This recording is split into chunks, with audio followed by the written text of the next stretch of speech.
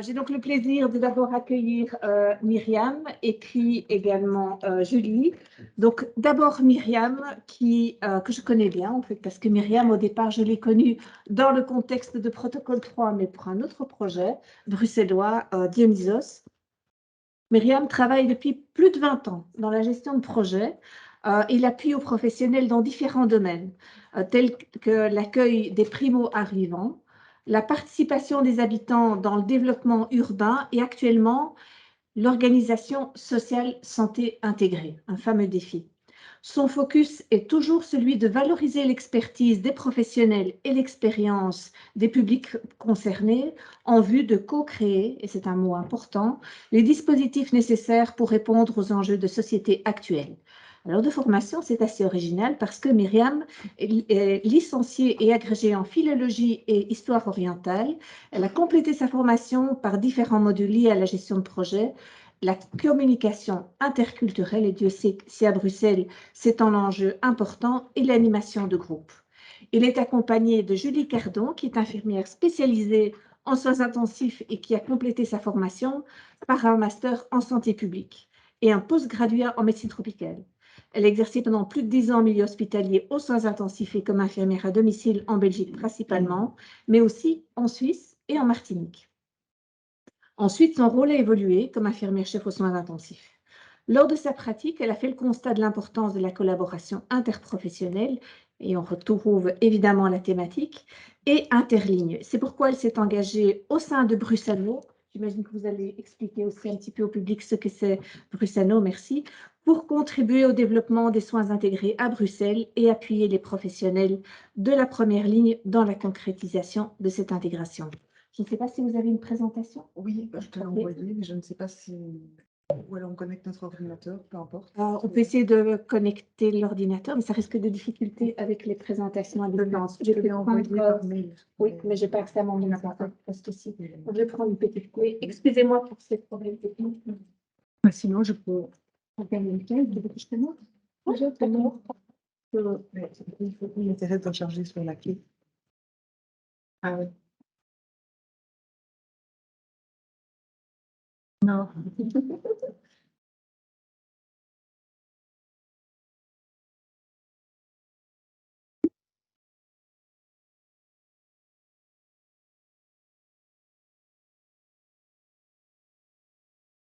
Il va quand même... Non, c'est bon, dans les formes. Ça rien. Je sais pas. Oui.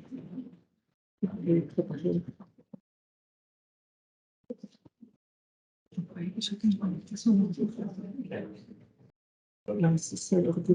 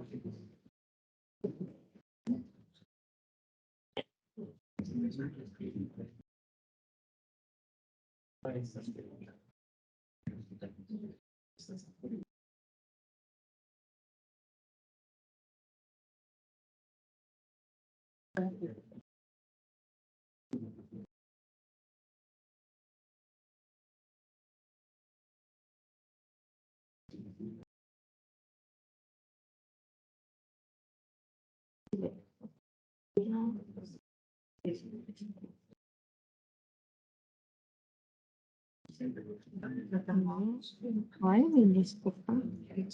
Oui, c'est maintenant. Oui, c'est ça.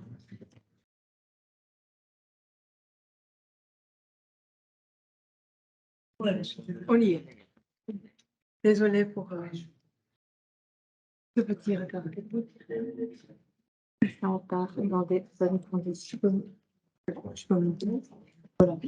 Bonjour tout le monde. Donc, merci pour ces présentations très complètes. Donc, Julie et moi, on va vous présenter. On va vous présenter deux fonctions avec lesquelles nous travaillons à Brusano, en disant un petit mot sur Brusano également. Donc, les fonctions sont celles de case manager et de référent de proximité et comment ils se situent dans notre travail dans le paysage social santé à Bruxelles. Nous travaillons toutes les deux comme responsables projet à Brusano. Brusano qui est le service bicommunautaire d'appui aux professionnels de la première ligne à Bruxelles. Nous portons aussi les missions de la plateforme de soins palliatifs à Bruxelles. Et de manière globale, Brusano travaille au fait vers des soins intégrés de proximité. Tout le travail que nous portons, il est dans cette visée, dans cette finalité.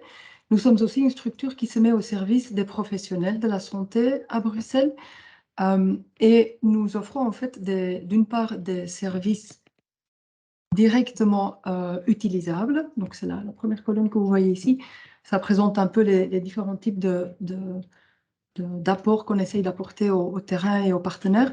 Donc, les services sont souvent directement utilisables dans une pratique de terrain, dans un accompagnement de situations plus ou moins complexes et qui sont à destination de tous les métiers du social et de la santé confondus. Donc, nous ne nous adressons pas à un métier spécifique, mais ça peut concerner vraiment tous les métiers du social santé. La deuxième colonne que vous voyez ici, elle évoque au fait le fait que nous avons aussi la possibilité d'impliquer les prestataires dans des lieux de travail de co-création ensemble pour développer des pratiques innovantes. Et là, notre approche, elle est toujours celle de nouveau dans cette visée des soins intégrés, mais de partir surtout sur base de l'expertise et de l'expérience des travailleurs de terrain qui en connaissent beaucoup et qui en se fréquentant dans des espaces multidisciplinaires, souvent créent des approches nouvelles qui répondent aux défis qui se présentent devant nous. La troisième colonne, elle est moins d'actualité, c'est moins pour aujourd'hui, mais c'est le fait que nous-mêmes aussi, on se prête à des activités ou à des projets d'autres personnes ou d'autres structures et qui ont aussi cette visée de développer des soins plus intégrés. La première fonction que nous voulons donc évoquer ici est celle du référent de proximité. En fait, le projet en tant que tel, il a pris forme dans le cadre du projet Pilote Boost, qui est un des 12 projets fédéraux en matière de soins intégrés, qui ont été lancés, écrits en 2016, démarrés réellement en 2018, et qui sont dans leur phase finale pour le moment. Ce sont tous des projets, au fait, qui avaient la possibilité, dans toute la Belgique, il y a 12 projets, qui avaient la possibilité de développer des nouvelles façons de faire pour développer les soins intégrés pour personnes malades chroniques. Ça, d'où on en est maintenant, on voit ça de manière encore plus large, mais c'est le contexte à partir duquel on est parti.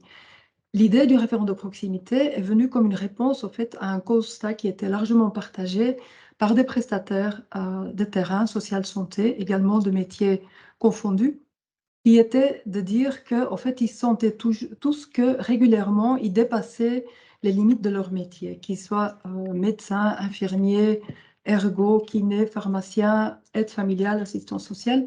Tous ces métiers qui sont rencontrés dans la création de ce projet-là et de manière générale dans nos espaces de travail sentaient cette sensation de dépassement de leurs limites, de leur cadre, du cadre de leur métier, que ce soit en donnant plus de temps dans certaines situations ou que ce soit beaucoup plus de temps ou en faisant des actions et des activités qui sortaient vraiment de leur métier.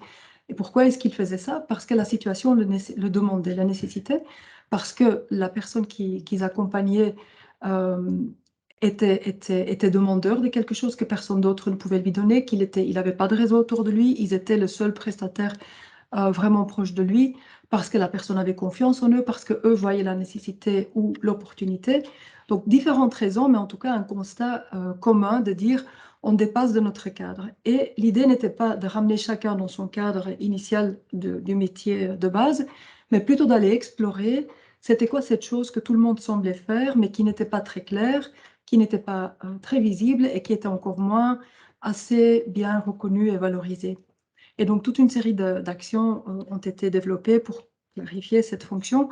Et à ce stade-ci, on peut en dire c'est quelque chose-ci, on est résumé évidemment, mais on peut dire à ce stade-ci qu'un référent de proximité, à nos yeux et aux gens avec qui on travaille, c'est tout professionnel social santé qui peut l'adosser au fait en plus de sa casquette habituelle, de son métier de base. Ce n'est donc pas, comme certaines autres fonctions dont on parle ici aujourd'hui, un métier ou une fonction tout à fait à part et qu'on cadre comme un métier en tant que tel. C'est plutôt une posture, un rôle, une fonction, et on est encore à ce stade-ci dans la phase de clarification des contours exacts et de ce que c'est et de où ça se positionne exactement. Mais en tout cas, c'est plutôt dans cette zone-là. C'est un rôle, une posture, une fonction et pas un métier en soi.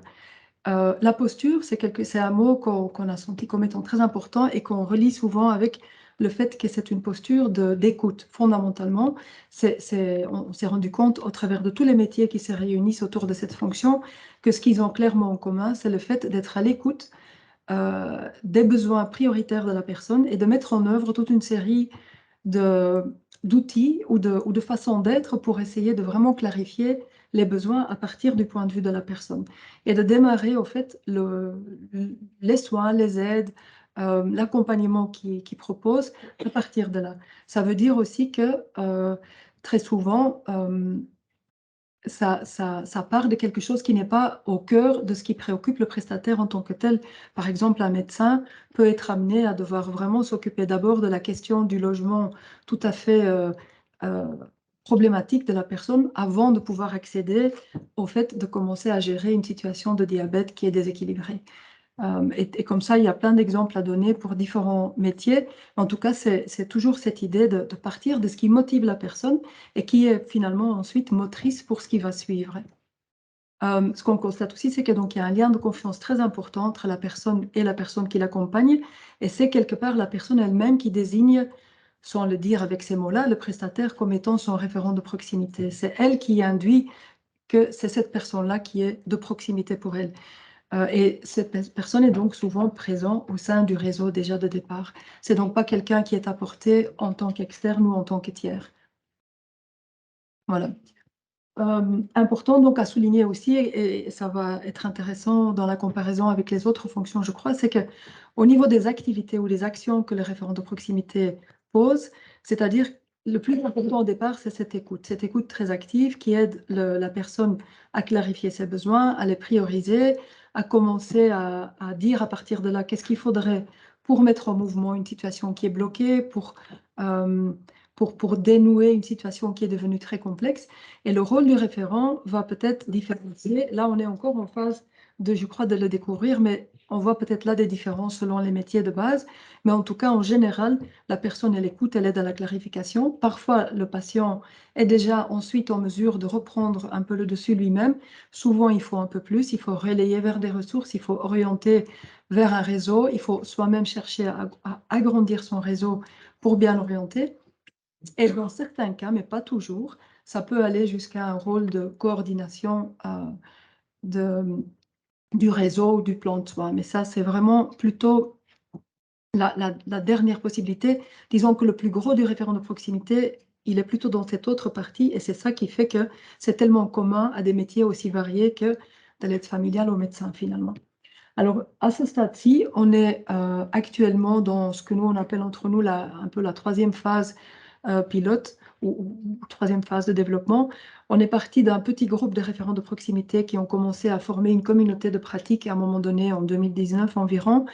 Et on a découvert que cette communauté, le fait de se voir et d'y mettre aussi une façon de travailler ensemble, apportait énormément de ressources et de soutien, à la fois en termes de solutionnement de situations complexes, mais aussi pour co-réfléchir ensemble à cette fonction et pour former un réseau de plus en plus grand. Et donc, de là, en tant que travailleurs qui souvent travaillaient seuls, commencer à travailler beaucoup plus en réseau.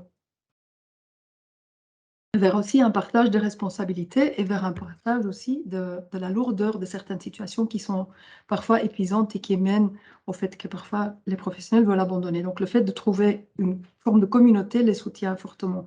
Ces communautés sont toujours formées de manière multidisciplinaire, de 12 à 15 personnes environ, et pour le moment, il y en a 4 qui courent en même temps à Bruxelles. Dernière chose que je voudrais en dire, c'est que on met aussi en place cette année-ci un dispositif de documentation et de suivi qui est beaucoup plus rapproché encore que dans les phases précédentes, histoire de tirer des leçons vraiment individuelles au niveau de chaque communauté, mais surtout collectives, parce que la matière qui remonte est mise en commun aussi entre ces différents groupes. Voilà, je vais en rester là. Merci. Alors, moi, je vais vous présenter la deuxième fonction qu'on est occupé à développer chez Brusano, c'est la fonction de case manager. Alors, comment ça a démarré? C'est qu'en fait, on est parti du constat qu'en tant que professionnel social santé, en fait, on fait tous du case management, parfois à notre insu, parfois de manière complètement consciente. C'est une fonction qui est déjà existante, on l'a bien vu dans le P3 notamment, mais à chaque fois, il y a des modalités diverses d'exécution. Donc, voilà, au sein de Brusano, on s'est dit que ce serait peut-être important d'essayer d'un peu modéliser, donner des contours à cette fonction. On s'est aussi rendu compte qu'il y avait un grand besoin, tant au niveau des bénéficiaires qui se retrouvaient dans des situations parfois terriblement compliquées, que pour des professionnels qui se retrouvaient parfois très isolés et qui n'arrivaient plus à savoir qui contacter pour avoir de l'aide.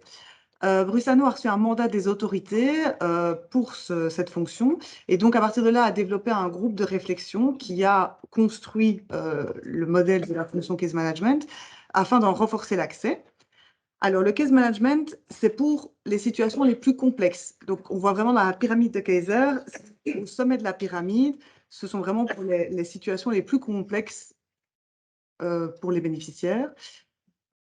C'est ceux qui peuvent faire du case management. Nous, on estime que c'est n'importe quel professionnel social santé et qu'il a des responsabilités tant envers la personne qu'envers le réseau. Envers la personne, c'est parce qu'il doit créer un lien de confiance avec cette personne, parce qu'il doit être son porte-parole, parce qu'en fait, tout ce qui va être développé va être basé sur les objectifs de vie et les besoins du patient.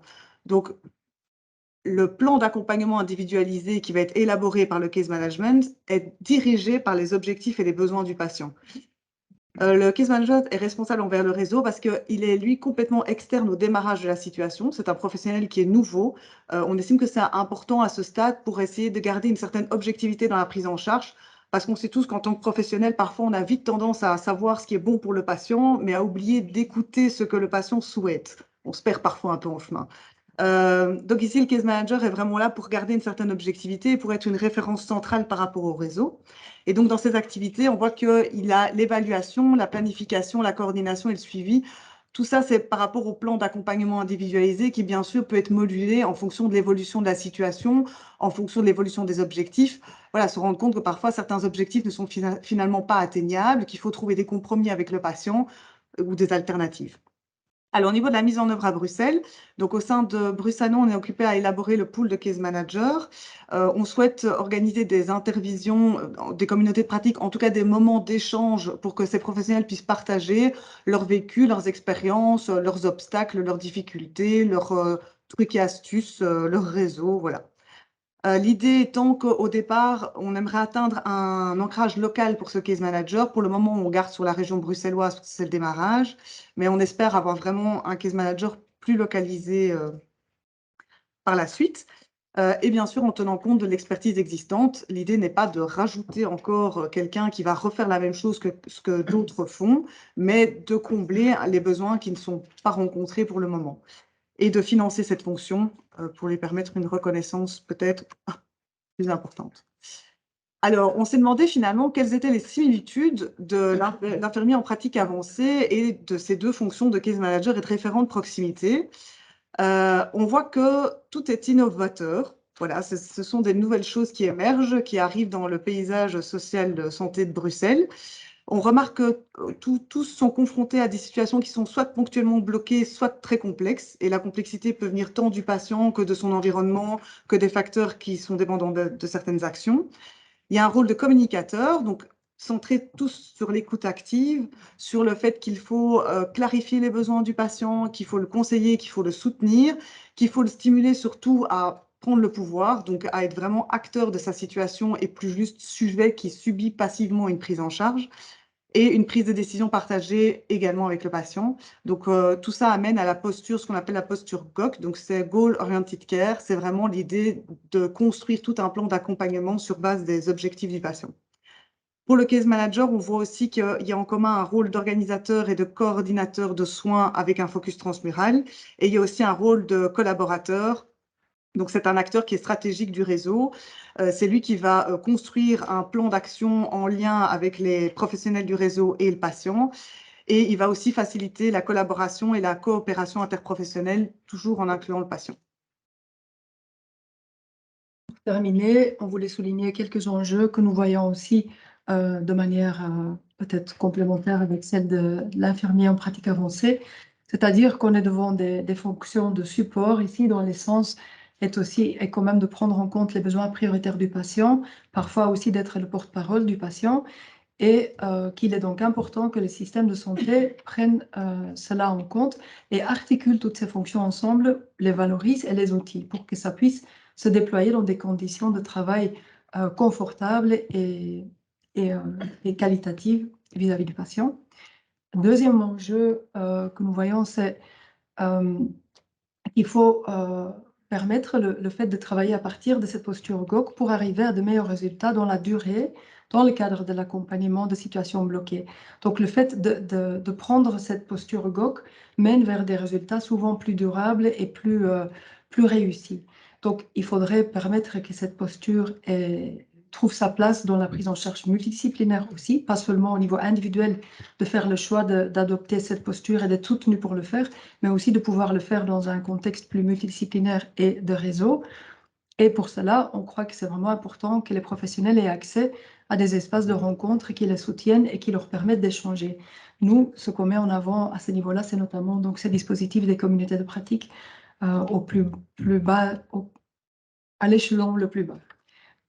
Et la dernière chose, c'est de donc trouver comment intégrer ces fonctions dans le paysage social de santé en tenant bien compte de l'existant et donc dans le but d'articuler l'ensemble, de combler les manques, parce qu'il y en a quand même encore, et surtout de ne pas superposer des nouvelles fonctions sur des anciennes, mais plutôt donc d'articuler et de combler ce qui manque encore dans les interstices. Voilà, à votre disposition. Pas sans doute aujourd'hui, mais toujours à l'écoute via notre ligne téléphonique ou autrement.